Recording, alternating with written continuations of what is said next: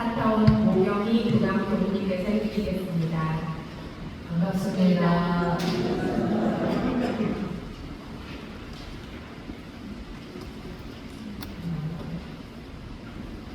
6월 들어서 대제 지내고 또 교도 정기 훈련 다녀오고 이제 제가 지금 정례법을 6월 들어서 처음 보는 거죠. 서울교화 100년 오늘 5번째 서울에서 내려주신 주문 성주 법문을 가지고 공부하겠습니다. 회복 법문을 아까 금방 읽던 법보교 회복 법문을 보시면서 함께 공부하시겠습니다. 성주 성자는 무슨 자죠? 이 성자가 성주 제목은 안 나와있네요. 나와있네요. 무슨 성자예요? 성인 성자예요. 주문이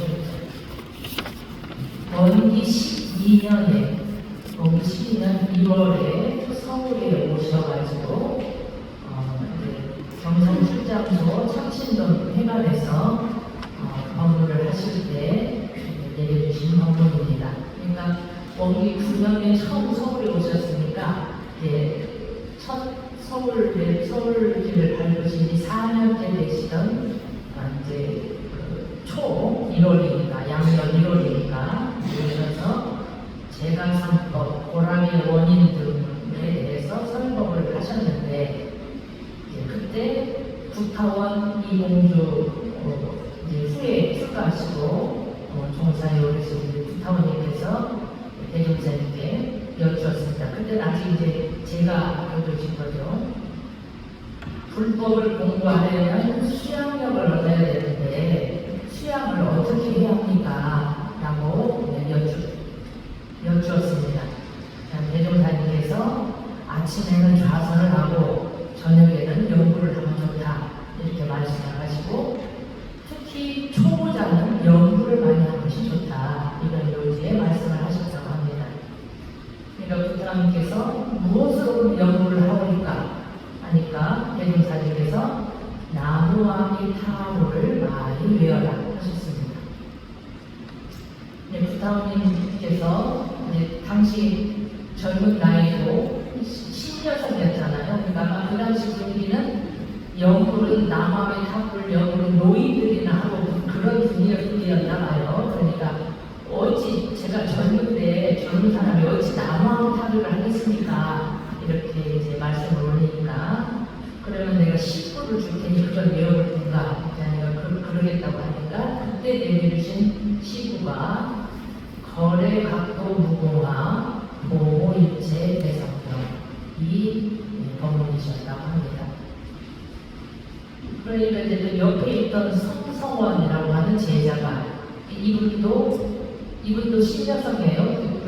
경교고 현재 간 경교고 나오시고 20세 결혼을 해서 이제 이때는 22세 때 남편이 그 내과 의사이고 그분하고도 관계되는 일화가 있습니다. 대리님께서. 그런데 22세 때에 이분이 여기 계시다가 그럼 저도 하나 지어주십시오 이렇게 이제 하니까 또 지어주시기를 영천영지 영고장생 만세별도 삼동로 라는 글귀를 내려주셨다고 합니다. 후일에 이 제목을 성인성자 성주라고 제목을 붙여주셨고 앞 글귀와 뒷글귀를 붙여가지고 외우도록 이렇게 되었습니다.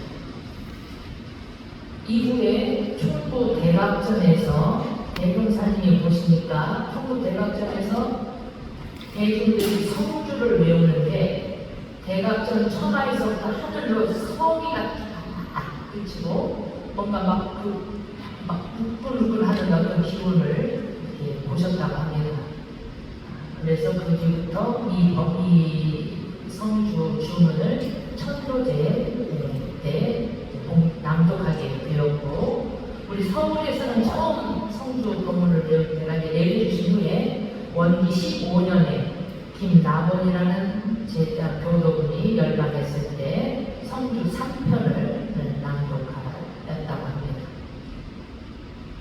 그러니까 이제 이 성주는 원래는 수양이 좋은 주문이에요. 수양하는 때 어떤 주문을 외워서 아우리가 하니까 이 영물 대신 외우도록 내려주신 주문이기 때문에, 그러니까 지금은 천도제 지낼 때만 이걸 지금 외우고 있거든요. 근데 천도제 지낼 때, 천도제도 굉장한 위력이 있지만 천도제 지낼 때만 외울 주문은 아닙니다. 꼭 돌아가신 분을 위해서만 외우는 주문이 아니라 살아있는 우리도 일심을 모아서 수양을 기르는 데는 이 주문이 이 주문을 무시고 외우는 것이 좋다고 하는 생각을 가지시면 좋겠습니다.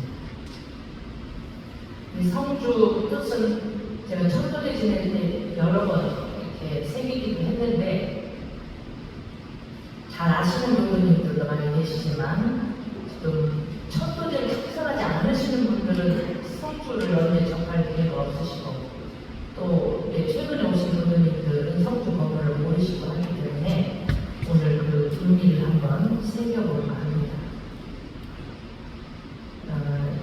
원래 주문은 뜻을 새기는 것이 아니라고 하셨습니다. 그냥 일심으로 외우면 큰 위력을 얻는 것이 주문인데, 그래도 무슨 뜻인지 전혀 모르고 외우는 것보다는 대강의 뜻을 알고 외우면 훨씬 일심이 더 잘 되거든요. 서울교와 굉장히 인연 법문으로 내려주신 법문이니까 서울 사시는 교도님께서 한번 공부를 해보면 좋겠습니다. 예고 법문 보시면서 합니다. 일단 성주를 다시 한번 읽어보실까요? 성주 법문만, 주문만. 영천영지 영고 장세 만세 열도 상용로 거래 각도 보이마 보호 일체 대서성령.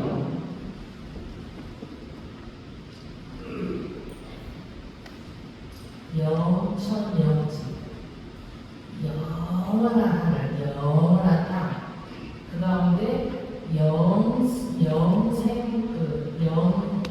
영생의 맞아 생명을 보장하는 한번 그대로 하는 것입니다. 하늘도 영원하고 땅도 영원하니 하늘 땅 사이에 의지하고 사는 일체 만물도 영원장생하는 것이다. 하늘은 무엇을 보고 하늘이라고 하죠?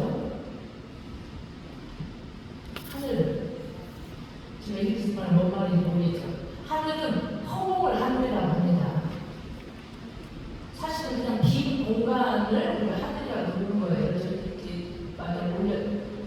우주가 그냥 빈 공간이 있는데 그 안에 이렇게 별들이 떠 있는 거 아니에요. 그러니까 하늘이라고 우리가 지칭하는 것은 사실은 허공을 말하는 겁니다. 허공은 진리의 본질입니다. 이게 텅 비어 있는 것 같지만 온갖 조화가 여기에서 나옵니다. 허공은 텅 비었기 때문에 영원합니다. 텅 비었기 때문에 없어지지 않아요. 허공이 없어질 수 있나요? 허공이 언젠가 멸도될까요? 그럴 수 없죠. 형체도 없고 냄새도 없고. 그렇기 때문에 이 허공은 영원한 것입니다. 그래서 영원합니다.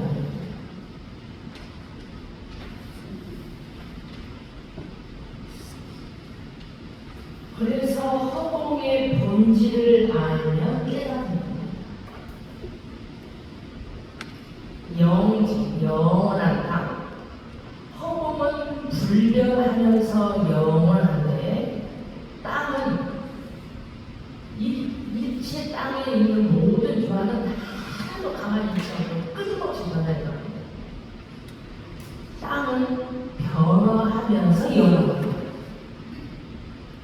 그러지 않나요? 이 말을 다른 의견 낼 수 있으신가요? 하늘은 불변하면서 영원하고 땅은 끊임없이 변화하면서 영원합니다. 그런데 그 변화의 법칙이 있습니다. 뭘까요? 변화의 법칙이? 네?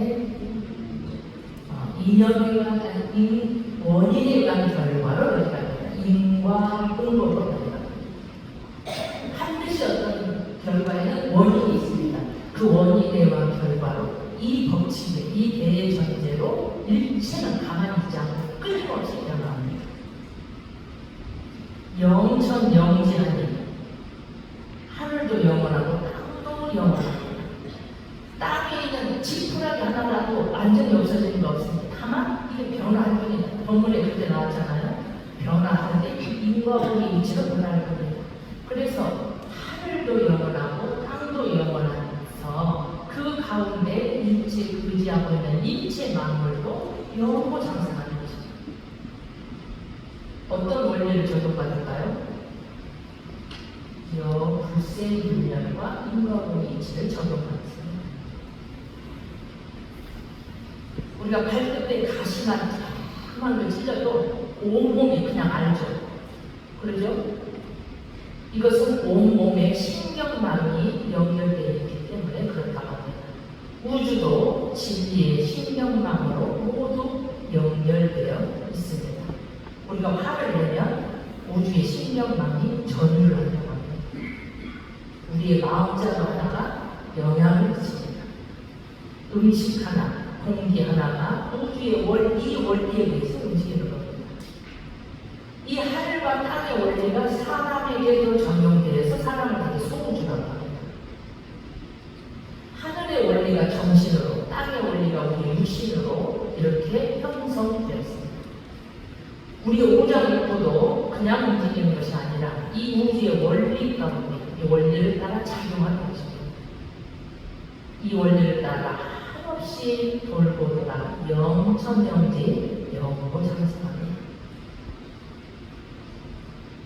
만세멸도 상동론 만세토록 영원히 멸도 생겨났다 사라졌다 나타났다 숨었다 이렇게 끊임없이 생멸합니다.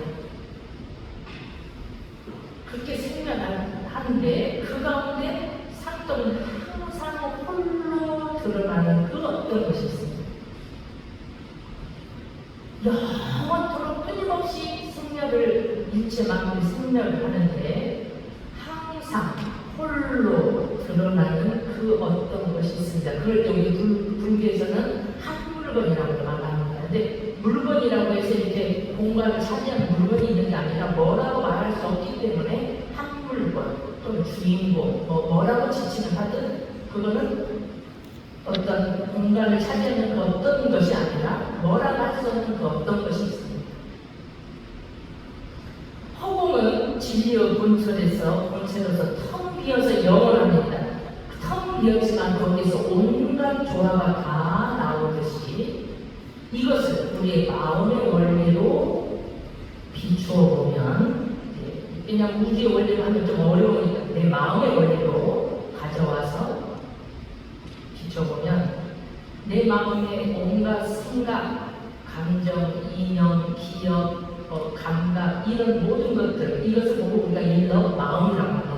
여기 마음의 작용이라고 합니다. 그 생각과 감정과 감각과 이런 모든 것들은 그대로 있는 게 아니라 끊임없이 변하죠. 시시각각 변합니다.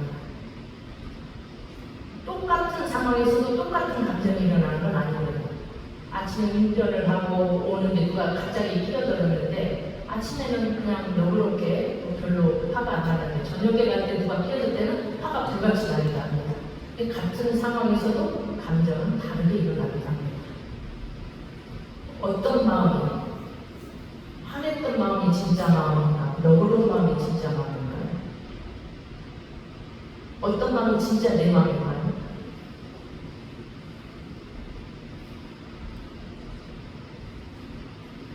어제의 생각이 오늘까지 잘 이어지진 않습니다. 어제의 생각이 진짜 내 생각일까요? 오늘 아침 생각이 진짜 내 생각일까요?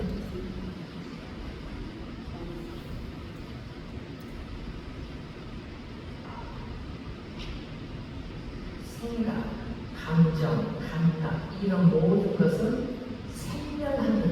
일어났다 사라집니다. 우리가 화가 한번 일어나는데 그것이 영원 분별하면 살 수가 없습니다. 한번 화가 나는데 그 화가 절대로 사라지지 않고 계속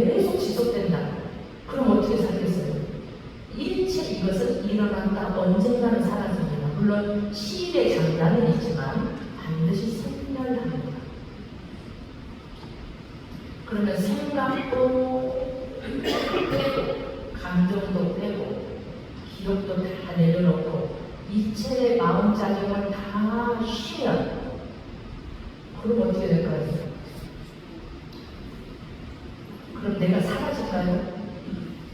내가 사라질까요? 무엇이 나나요? 지금 이 순간 지금 제 이야기 듣고는 있지만 듣는 것도 내려놓고 생각도 내려놓고 어떤 느낌도 내려놓고 다 일체의 마음작용을 다 쉬었다. 육신은 옷과 같은 것이니까 이것은 가짜라는 다 알고 계시죠. 우리 교도님이 다 알고 계시고 그럼 무엇이 나나요?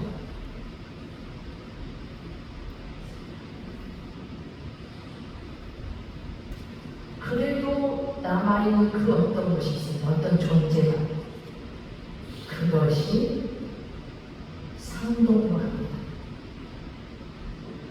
분별성과 주착심이 없는 경지 이렇게 또 대종사님께서 설명하셨습니다. 그것이 독생자예요. 그것이 유아독존입니다. 예수님께서 하나님의 독생자라고 하는 그 독생자의 의미가 일체의 생각, 감정, 옷은 몸은 옷이니까 이건 털어버리고 일체의 생각과 인연과 과거의 고정관념과 이런 걸 다 내려놓으면 그 자리가 바로 독생자라고 표현하고 그 자리를 유아독존이라고 하고 그것이 항상 그 자리가 그 상태가 홀로 드러납니다. 상용론을 이렇게 표현하셨습니다. 그것은 형상도 없고 냄새도 없지만 절대로 없다고 할 수 없습니다. 왜냐하면 그러다가 어떤 경계가 오면 바로 어떤 생각이나 감정이 그냥 일어납니다. 온갖 조화가 거기서도 나옵니다. 나머지는 모두 인연 따라 나타난다, 사라지는 것입니다. 다 생멸하는 것입니다. 그래서 그것을 모두 환희, 거짓이요, 꿈속의 일이다 이렇게 표현합니다. 우리가 살면서 온갖 경계 속에서 때로는 괴롭고 때로는 즐겁고 때로는 만족하고 이런 온갖 감정들이 있지만 그 감정들이 진짜 나라고 동일시하는 데서 우리가 괴로움이 시작하는데 그건 사실은 인연 따라 잠시 왔다 사라지는 것일 뿐입니다. 그 사라지는 것에 집착하는 우리가 괴로운데 그것은 지나가는 것이기 때문에 그냥 지나가게 흘러들고 놔두면 그 밑에 그 영원히 있다고도 할 수 없는 없다고도 할 수 있는 그 자리 영원히 존재하는 그 자리 그것이 진짜 나이고 그렇기 때문에 그 자리는 대종사님과 내가 똑같은 겁니다. 그러니까 일체 생각을 아무것도 안 하면 대종사님의 생각과 대종사님의 마음과 내 마음은 똑같을 거 아니에요. 이쪽 허공이나 저쪽 밖에 있는 허공이나 똑같은 허공일 거 아닙니까? 그런 것처럼 우리 업력은 내 생각, 의식이 일어나면서 돌면서부터 업력이 시작이 됩니다.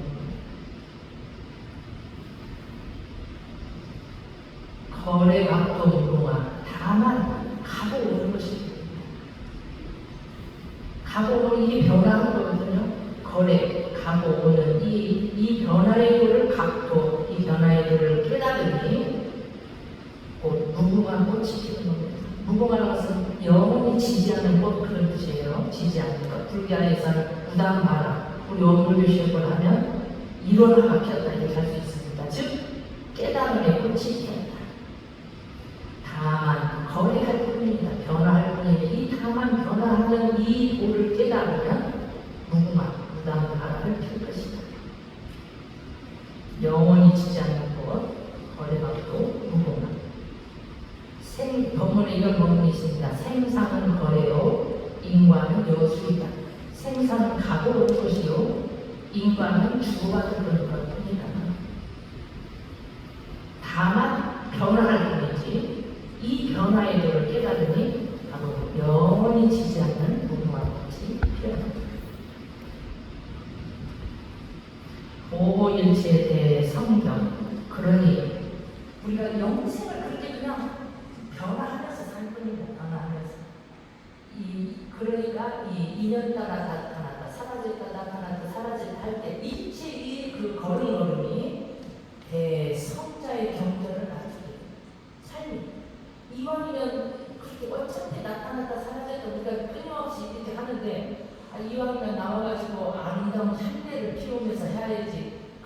악취를 풍기고 이런 삶을 살면 되겠습니까? 그러니까 그런 거를 이렇게 성자의 경전을 낮추소서. 낮춘다 이렇게 해도 되고 축원에 대하면 낮추소서 이렇게 해도 됩니다. 이걸 이제 쉽게 우리말로 요약하면 제가 이렇게 해봤습니다. 본래 참 주인은, 본래 참 나는 이 우주가 하늘 땅에 다 무너 없어져도 영원한 것. 그 상동을 합니다. 영원합니다. 다만 인연 따라 변화할 뿐이 나타났다. 사라졌다. 생멸할 뿐인 것이니 인연 따라 나타는 걸음걸음마다 성자의 길이 되도록 되시옵소서. 저는 이렇게 풀어봤습니다. 이 성주는 최고의 축원입니다. 이 속에 진리가 불생물량 인과공의 진리가 응축되어 있고 보고일체 대상경하라는 대축원이 이 짧은 글에 들어있습니다. 저는 아침에 자선을 하고 이제 그 다음에 성원도 기도를 하거든요. 기도를 마친 다음에 거복을 벗지 않고 영무실에 가서 성주 3편을 올려드리고 잠시 이제 축원을 하거든요. 그 성주 3편이 금방 끝나지만 그걸 매일 하니까 굉장히 저도 의미가 점점 더 깊어지고 굉장히 좋아요. 성주 너무 정말 좋구나. 저한테만 그랬으니까 그 영가들에게도 큰 위로가 되고 어떤 위력이 되고 그러지 않을까 생각합니다. 그러면서 제가 생각했습니다. 우리 연구실에 있는 영가들 참 복이 많으시구나. 퍼핑 시도씩 늘 같이 하고 한국 안에서 밤낮으로 도경을 틀어드리고 또 제가 미약하지만 나름대로 이제 성주 법문을 부처님의 세부처님의 성주 법문 그 이름이 크신 법문을 제가 읽어드리면서 축원합니다. 그래서 혹여라도 잠시 미혹에 들었다 하더라도 반드시 바로 깨어나서 부처님 나라로 부처님 세계로 인도되실 것이라는 그런 생각이 듭니다. 이 성주 법문이 저는 이제 물론 대종사님 법문이니까 뭐 저의 이 반대풀 같은 지혜로 이 깊은 뜻을 알 수는 없지만 그런 하여튼 굉장히 좋고 천도대도 지내보면 굉장히 이 법문의 위력을 저희가 느끼고 하는데 이 성주 가사를 해가지고 시파님이 작곡한 노래가 있는지 아시죠? 작곡한 노래가 있어요. 저는 이것을 우리 전 교도가 익혔으면 좋겠고 우리 천도대 지내보면 하나 이걸 불러드렸으면 좋겠다는 제 바람이 있는데 좀 더 멋지게 좀 통곡을 해가지고 합창단에 부르면 좋겠는데 천도대 지낼 때는 꼭 합창단에 올 수 없잖아요. 예, 그런 인연 때문에 교도님들이 다 익혀놓으면 이렇게 이걸 불러드리면 어쩔까 이런 생각을 제가 해보기로 했습니다. 근데 오늘 한번 이것을 불러보시면 좋겠다는 생각이 듭니다. 다 알아들었죠? 한번 혼자서 단계에 맞춰서 그 뒤에 이렇게 새긴 것은 신타원이 이렇게 우리말로 틀어서 새긴 거예요. 의미 잘 하셨는데 그 의미를 생각하면서 한번 불러보시면 좋겠습니다.